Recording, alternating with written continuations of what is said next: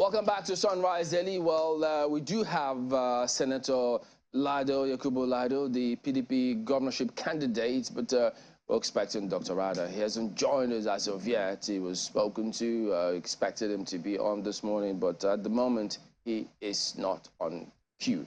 But good morning, Senator Lado. Thank you for joining us on the program today. Let's start off with you on this particular subject matter concerning the forthcoming elections this weekend. Yes, we know that the last election, the presidential and the National Assembly one, gave the PDP the win. The PDP won the presidential election in Katsina State. But much as you may consider that a plus, but they always tell us that locally the dynamics are different, and the president, they say, may also come into play here. But what are from the reading you get on the ground in Katsina State about this Saturday's elections, you think it's going to be a repeat of, I know you expect it will be a repeat of the same, but clearly you are also wary of the APC, are you? Or you think it will be smooth sailing for you and your party?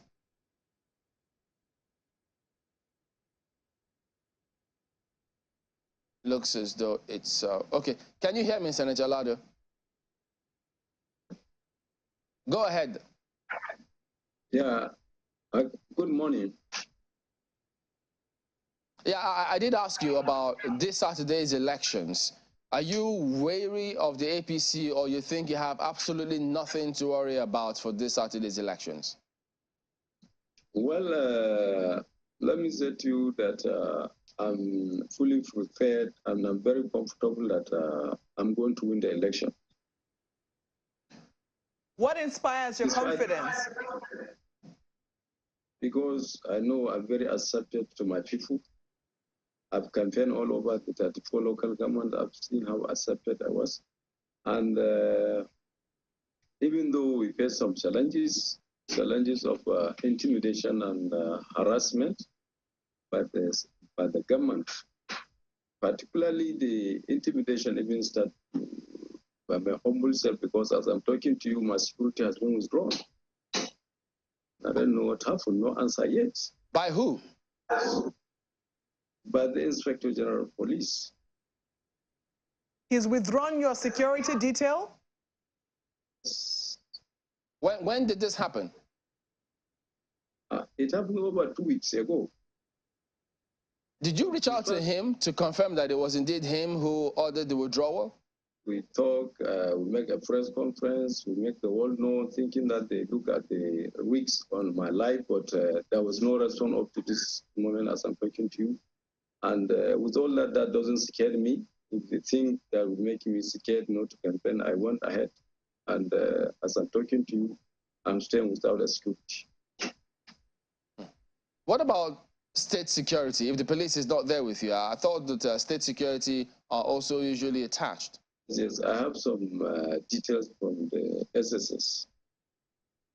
Good. So hopefully the IGP is listening, and hopefully that will be attended to if it hasn't been, as you say, it has not been.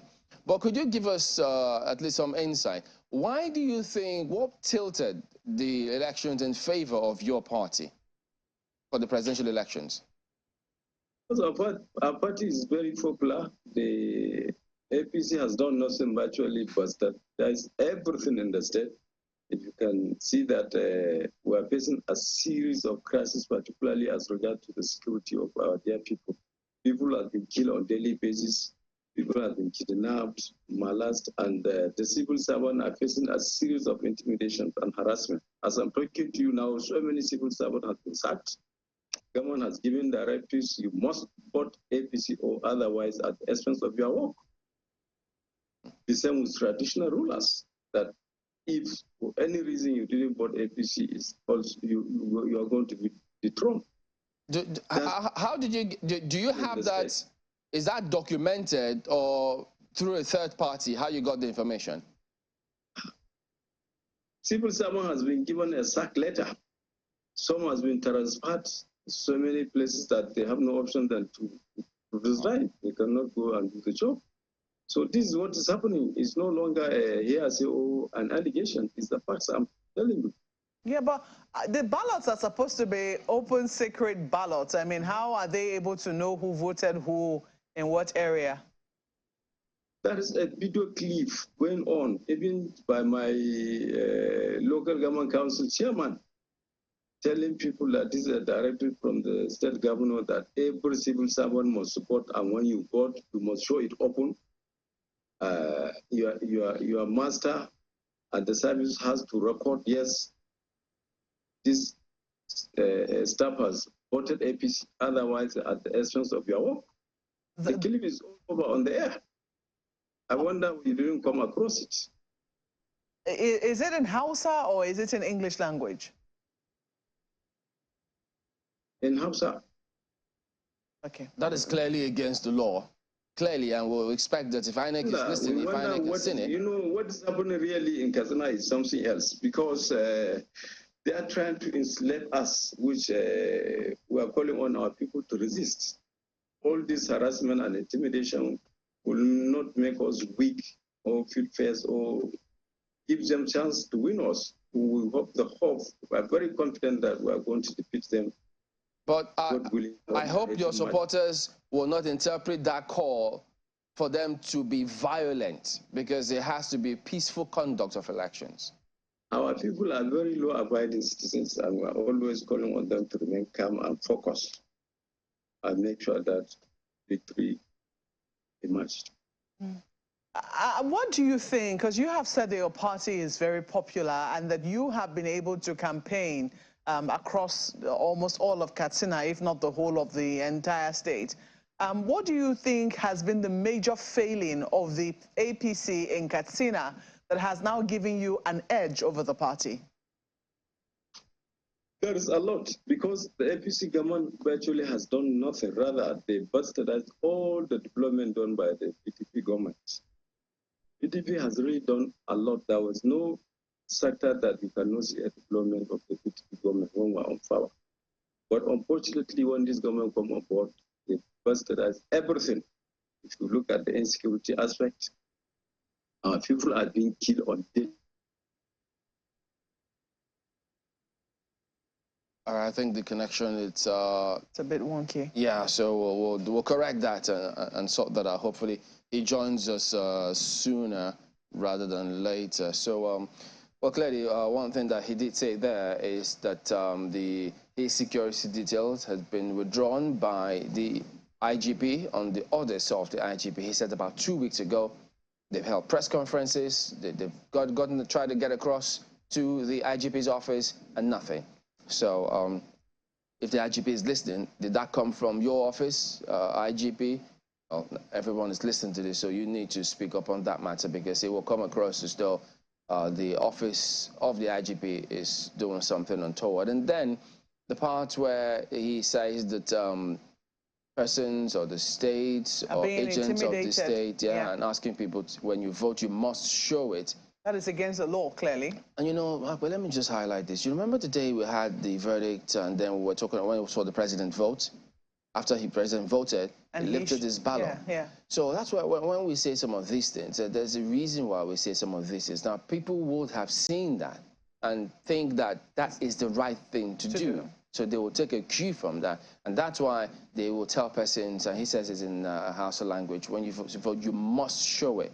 And I think this is where INEC also need to come in here and make a statement or two about reminding us all, yes, us all, about what the Electoral Act stipulates, the guidelines, what they expect of us all when we go out there to vote, no matter whose ox is God, because no one is above the law. They were elected to come, and I like to say they are our servants. Indeed. So after 8 years max, those who are elected at the executive level, they leave, and another group comes in to serve you and I. Maybe this is the point where we look for that President Goodluck Jonathan struck and highlight it, you know, and play it, because he says that, you know, you're there to serve the people. If the people do not want you, go home and sleep. If you're so ambitious, go to business. Go take your ambition to business. do not bring violence into politics. If you really want to serve the people, you will not kill us. As those were his words. Yeah. You will not kill us before you serve us. Exactly. So I don't know. I don't understand the desperation. It is, I mean, because this kind of tactics, if they're verified, certainly smacks of utmost desperation, where you threaten people, you tell them that their jobs are at risk. These kinds of tactics really are unacceptable. And if people have ways of documenting them, because I know that Katsina is not we're just hearing this now from the Katsina governorship candidate for PDP. Yeah. In a number of other states, we've been hearing, whispers that these are the kinds of things, these are the kind of methods that are being deployed in some areas. Flyers, in some instances, have been done, telling people this is about your job as well. So those kinds of things are deplorable, and I think that political actors should be able to agree on basic minimums. They should be able to agree on processes. They should be able to agree on the kinds of campaigns that are unacceptable, and that they should be able to call out one another when they see those kinds of things. And beyond because it cannot just be left to morals. It also has to be, elevated to law and, the consequences when those kinds of things are flouted. Supporters too cannot be foolish, because when you go out there fighting blindly about some of these persons who you blindly support, they don't even know many of them when they say this. And so well, I think we'll have Senator Lado back. Let's get back to him on this matter. Well, Senator Lado, let's talk about security. You highlighted security, how certain things have gone wrong. But tell us then, what is it that you plan to do differently or to do to ensure that security is guaranteed if you win? This issue of security, I'm very confident and believe that when I win these elections, it will not stay longer than more necessary. It will become a history. And for me, I think it is wrong to come on air and be telling the strategy I will do to address the security, because it's like you are going to a war and you are telling the people that I'm coming with social weapons of social capacity. This is something entirely an intelligent issue. But I have the confidence that the security aspect, the security problem of the state will be addressed within a shortest period of time. All right, so much as we're not even asking you to disclose your strategy, so give us an indication then. What is it that we should expect to see? First, you have to address unemployment, fight corruption, because most of these people involved in these activities are those that are jobless people. And of course, a government of the day make it like a funded fight, they make it like a source of their income. So it's what make people feel that they are not serious. It is just a political. They only come on air and tell people that they have spent that, they have done that, they buy this, they buy that. But eventually there are no results. Senator Lado, we're asking you this question also because we know that part of the defense that many state governors have come up with is the fact that they are not directly responsible for security. The IGP, for instance, and the security chiefs all receive their commands directly from the president. So when you say that you're going to do something about security, how do you intend to get past that, will I say, that obstruction or that control put in place by the Constitution? There is seriousness as a governor, as a chief security officer, providing security our dear people is one of our constitutional obligations. So I'm very confident that as a chief security officer of the state, I would have a mechanism that I will apply, that I make sure that I provide security in my state. Because those that are always putting the blame on others that doesn't believe that they are serious. They're only using that as an excuse, putting the blames on either the IGP or the military people and so on and so on. While I'm very confident I experienced these similar security situations when I was a council chairman, but with no distance time, because of the strategy I apply and the seriousness and the concern I have on it, it become a history. All right, Senator Lado, our colleagues in Lagos have got questions for you as well. Well, thanks, Chamberlain. Senator Lado, Kankara, which you represent or come from, as it were, will ring a bell in the minds of many. A lot of people remember the kidnapping in 2020 where, students, hundreds of them were kidnapped. And just recently, again, there have been bandit attacks, attacks here and there. And I'm sure you will have chronicled all of this. Regarding that issue of banditry, terrorism, whichever term you want to use for it. What are the options you're considering? Are you open to some sort of, I don't know, negotiation? Because that has been the bone of contention. I mean, we've had governor, for example, saying, well, negotiation is not the way to go with these things. You should just go there, bombard whatever areas they're in, and get it over with, regardless of the collateral damage. Well, some have said, maybe use a carrot and stick approach. But for you, having witnessed this, or at least experienced this firsthand from your people, what are the options you would be considering?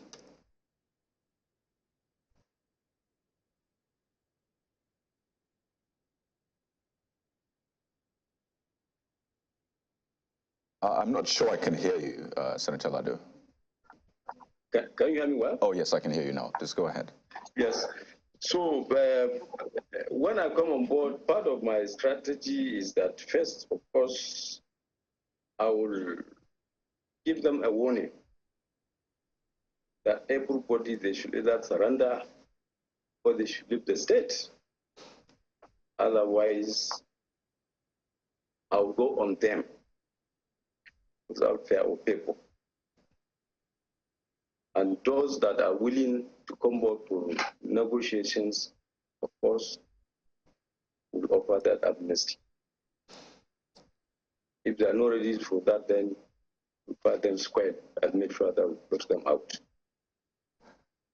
Right.